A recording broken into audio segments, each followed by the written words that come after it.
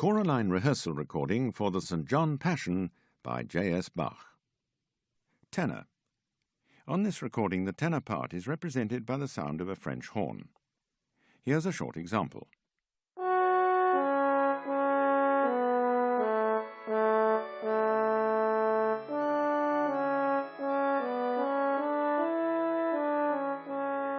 That's the end of the example. But remember, you can use your stereo balance control to further enhance or diminish your own vocal line.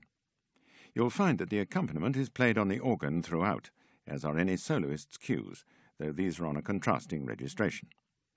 Although we hint at tempi and dynamics on this recording, we've generally kept these fairly neutral, as they'll be at the discretion of your conductor. Some editions of the score use rehearsal figures, but so as to be as universal as possible, we'll not use these, but use bar numbers instead. If your score does not show bar numbers, you may wish to pencil them in. Each movement will begin afresh with bar 1. Please remember that this recording contains copyright material, and that it's illegal to allow any part of it to be copied. Each section of this work is numbered, and so we'll cue the choruses solely by these numbers. However, there are generally two different systems used for this numbering, and for ease of reference, we've indicated them by the initials NBA and BWV. Your score will most likely use one of these.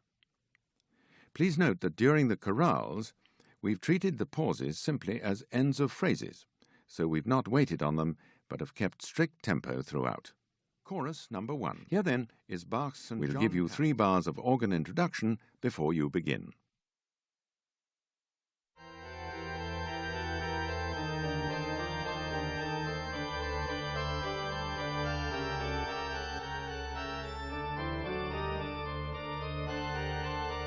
And